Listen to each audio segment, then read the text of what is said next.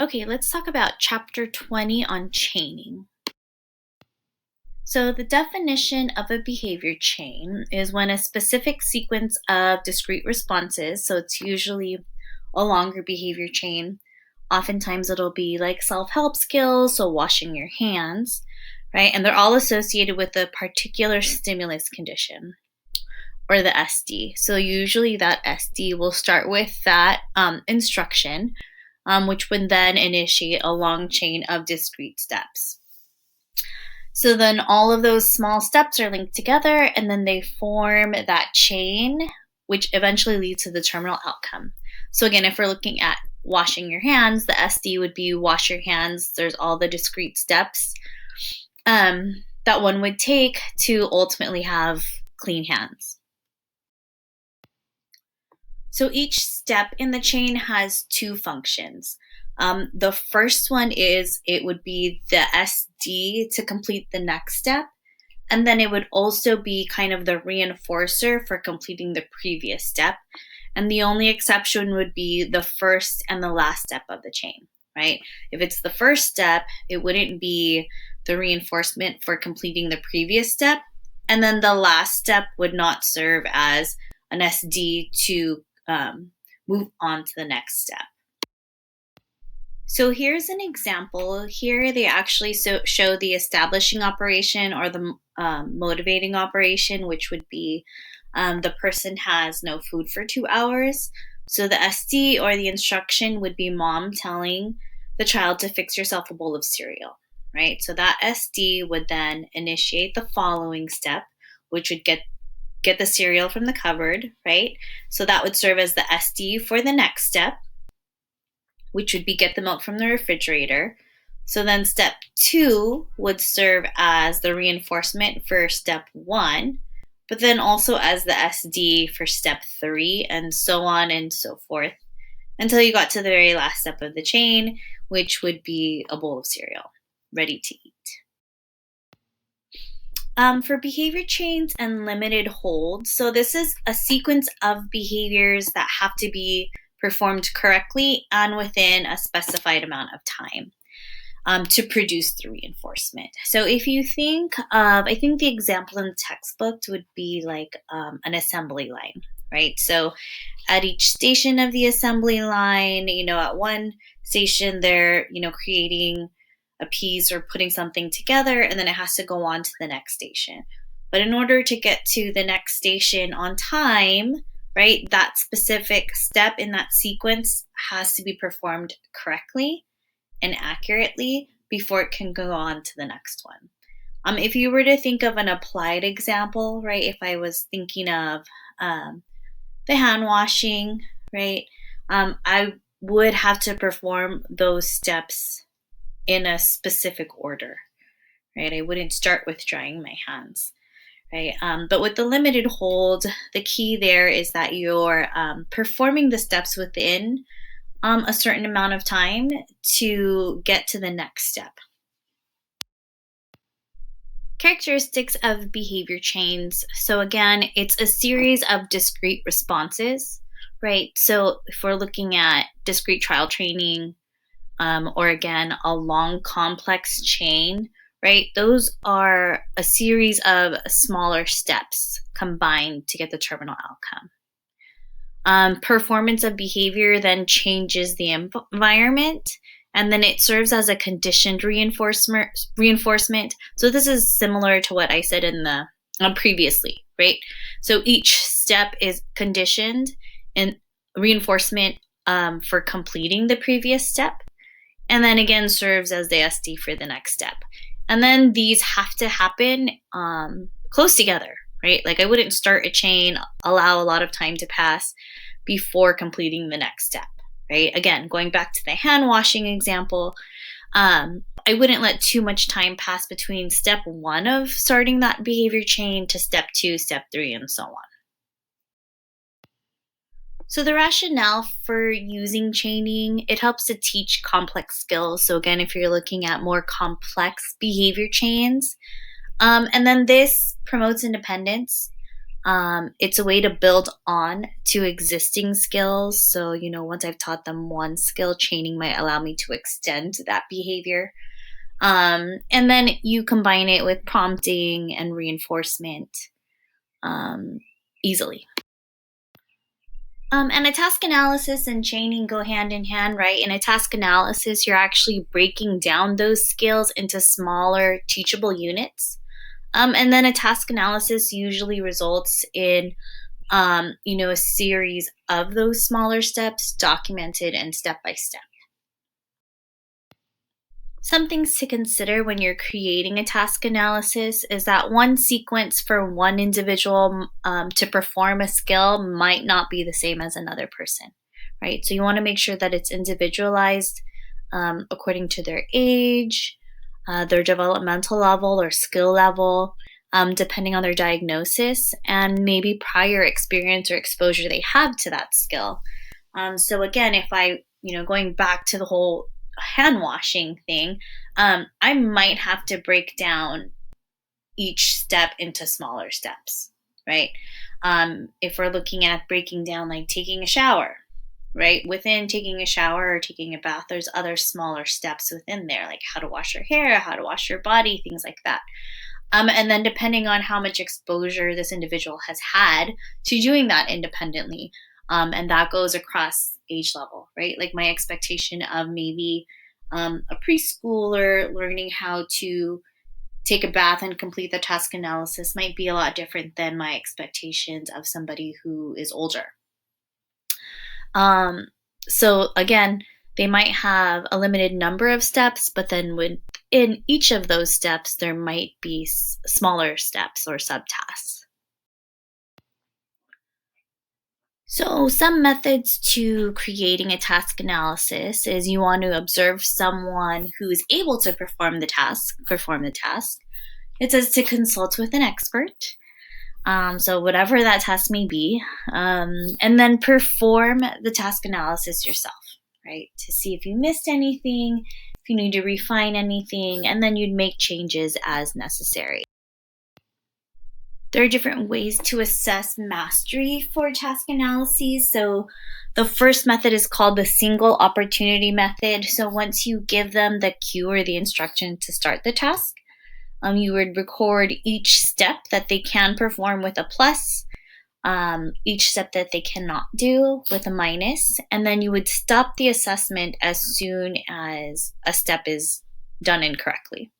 And then you would mark each step with a minus after that. Then there is the multiple opportunity method. So you would give the instruction or the cue to begin the behavior chain. You'd give them a plus for each step or a minus, right? So they either did it independently and correctly or a minus. You could even include prompting, but that wouldn't go towards their accuracy. If the step is performed incorrectly, you, the trainer, would finish that step for them and then assess the following step, right? In the multiple opportunity method, you are not mixing the teaching part and the assessment part. So you would finish the step, but you're not necessarily prompting them through. Now, as far as which method to use, that really depends on the individual, the skill. Just things to consider is that the single opportunity method is considered more conservative. It doesn't give you as much information because you're stopping the assessment as soon as you see an incorrect performance. They are quicker to conduct in that you're ending the assessment right there. But it does reduce any type of learning taking place during the assessment. During the multiple opportunity, it does take more time to complete because they are actually going through the whole behavior chain. It does give you more information as far as knowing which steps in the chain they are able to complete, which ones they are not able to complete, which ones you need to target for more learning. It can help, again, because you're targeting which steps, it does help with the training process. So now we'll talk about the different types of chaining procedures. The first one is forward chaining. So in forward chaining, you are teaching the first step or link in that behavior chain, and in that sequence, you're training that step until they've mastered it before moving on to the next step. Training only occurs on steps that are previously mastered and current steps. So no training on any steps after that, right? So if I'm looking at shoe tying and I broke that down into a step, I would only have them perform step 1. Once that step was mastered, then I'd go on to step 2. And then I would teach that up until step 2 until that step was mastered before introducing step 3. So some advantages is that it can be used to link smaller chains to larger ones. And it is considered relatively easy, again, depending on the behavior chain. Then we have total task chaining. So this might be the most common one you see when you are looking at skills like hand washing, right? So in total task chaining, you're providing training, prompting for every behavior in the sequence or every step in the sequence during every session, right? So again, that looks like prompting on every step. So I would allow them to perform the steps independently that they're able to. And then if the following step wasn't as fluid, I would use that opportunity to train and probably prompt them onto the next step. Backward chaining is another common one you might see. So this is when we start with the very last step in the sequence. And then we perform all but the last step. And then that's where we start our training. Right? And once they've mastered the last step, then I start training on the next to the last step until they've mastered that, and then they're performing the last 2 steps independently. So you might see this one example might be if they're doing a puzzle. So I might do the whole puzzle except for the last piece, have them put that in. If I'm looking at tying their shoes, I might perform all of the steps until the very last step, right? And then once they've gotten that, then I'll perform all of the steps for them until the very last 2 steps, right? And the same thing with the puzzle. I would do all of the puzzle except for the last 2 pieces and then work my way back. Some advantages is that when you're teaching that last step, that's the step that's closest to the natural reinforcement, right? So if I am teaching them how to tie their shoe and they're only performing that last step, that reinforcement is being done tying their shoe and then whatever consequence comes after that, which could be going outside to play.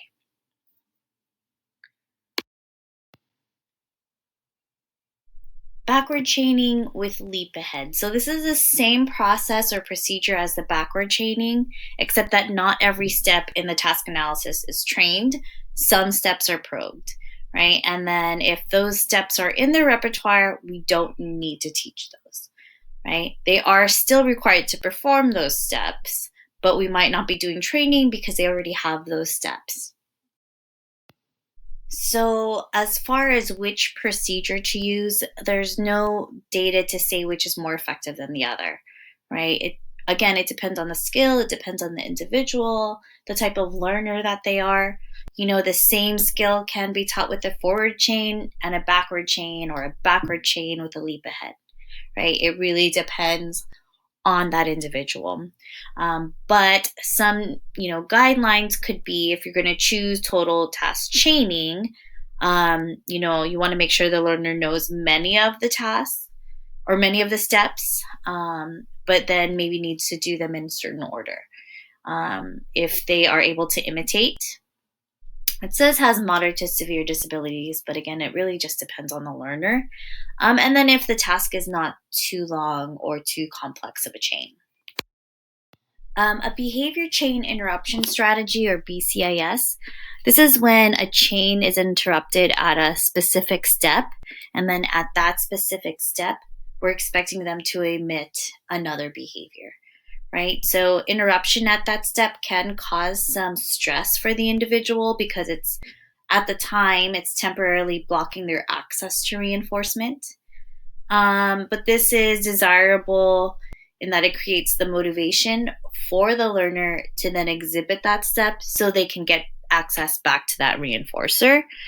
So one example might be, an individual that eats too fast right? Or stuffs their mouth. So I did have a patient when I did work at an acute psych facility, and she would just eat too fast. So the behavior chain would be she'd pick up her spoon, she'd put some food on her spoon, she'd put it in her mouth, and then the interruption was then she had to put the spoon down on the table, have her hands back, and count maybe 10 seconds and chew her food, right? So there you'll see that, there was a predetermined step that we paused. We expected her to emit another behavior, which was to put the spoon down, put her hands back, count to 10. It did cause some distress because it did block her or delay her access to food. But then because she wanted the access to food, she was more motivated to exhibit those steps in the behavior chain interruption. To implement the behavior chain interruption strategy, you're always going to collect baseline. You will then instruct the person to start that behavior chain at the predetermined point. You will restrict or stop their ability to complete the next step, and that doesn't have to be intrusive. It could just be a prompt, asking them to stop blocking, and then you're going to prompt them to exhibit the new behavior, right? And then you would allow them to proceed with the chain once they've exhibited the new behavior. So how do we break inappropriate chains? Right, so I'm going to identify first, what is that SD or Q in the environment, right? That kind of elicits this inappropriate behavior chain, right? And then I can substitute an alternative, right? So I can teach them a different way to respond to that SD. I can change the SD, right? I can extend a chain and build in time delays within the chain. So that could be like extending the chain and making them wait. That's similar to the behavior chain interruption strategy. And then when I'm looking at the chain as a whole, I want to look at, where are those areas or those steps in the chain that cause difficulty.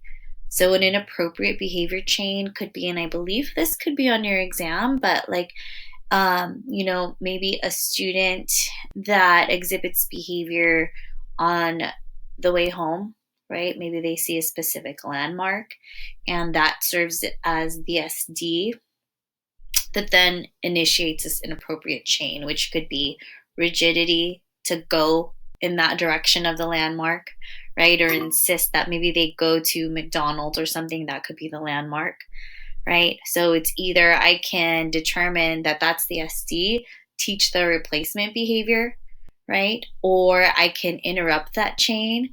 So once we see that SD, I implement some type of step where they have to wait, exhibit some type of functional communication, and then I can reinforce that. Or I can just completely change the SD and drive in a different direction. I'm not saying that's the appropriate way, but it could be an option. So when we're examining potential sources of difficulty in the inappropriate behavior chain, again, I want to re-examine that Q or that SD in the environment and the responses. So one question is a sequence arbitrary? Meaning, does it have to be performed in order? If not, could I then rearrange the sequence? If you're conducting sessions or even in a classroom setting, if you know that a particular task might exhibit some behaviors or elicit some behaviors, does it matter what time in the day that you perform that task, right? I tend to find that a lot of my students on the spectrum do not like fine motor activities. I might want to do that in the beginning of the day, right? So looking at that, I might see less resistance if I do it at a more optimal prime for them and their performance. Determine whether similar SDs or Qs then cue different responses, right? So if, a certain, in the example of the landmark, right, does one landmark, elicit this response and another one doesn't, right? Does one route home elicit a response and another one doesn't? And if that is so, could that be rearranged? Here they're talking about, analyzing the job setting. So, and continuing with examining potential sources of difficulty. So, there is an example in the textbook where there is an individual that works at a restaurant and cleans tables. And there is a step in the chain in where, they're placing the dirty dishes in the wrong area, right? So that would just be an example. So they identify, what's the SD in which that individual places the dishes in the wrong area. How can they change that SD to then prompt or cue the individual to place them in the correct area? Looking at the job setting to identify the relevant and irrelevant cues in the environment. And if once you've identified that, do we need to implement discrimination training, right? So clean dishes are placed here, dirty dishes are placed here. How can we discriminate between a clean dish and a dirty dish? How do we discriminate between the location of where clean dishes go versus dirty dishes? And then do we need to actually conduct some training outside of the teaching setting and in the actual applied job setting? Another thing is identifying the presence of novel stimuli or new stimuli in the environment, right? So we might need to do some discrimination training if there's a stimulus in the environment that might change how they need to perform that behavior. Or if it's irrelevant, do we teach them to ignore that stimuli? Some factors that affect the performance of a task analysis and the completeness of a task analysis, right? You want to make sure that the task analysis is complete, it's detailed, and those are the types that produce better learning, right? You want to take the time to develop the task analysis, and then you also want to be ready and willing to modify it as needed. And then also depending on the length and the complexity of the behavior chain. You also want to think about the schedule of reinforcement, right? You want to make sure you're using the right schedule, as we talked about in chapter 13 in your previous courses. And then think of how many steps there are in the chain, and then from there you would determine your reinforcement schedule. Am I going to provide feedback or reinforcement every 2 steps, every 3 steps in the chain? You also want to think about extinction, right? The farther away the step is from that naturally occurring reinforcer, which is usually the end of the behavior chain, those behaviors are more likely to be placed on extinction, right? So again, thinking about that. You also don't want to place steps that are already mastered inadvertently on extinction. Right. And if that is happening, then we want to look at how we can adjust the reinforcement schedule to make sure that we are maintaining those mastered steps by reinforcing them.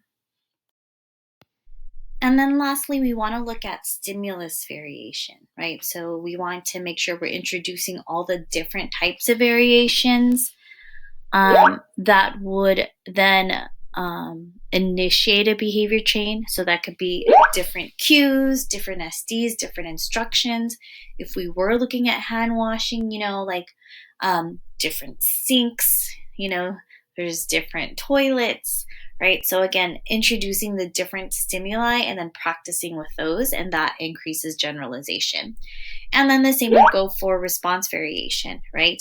A different type of sink or a different type of toilet, the different types of stimuli might also need to be taught the different responses or ways to meet the same goal, but maybe different behaviors to get to that goal.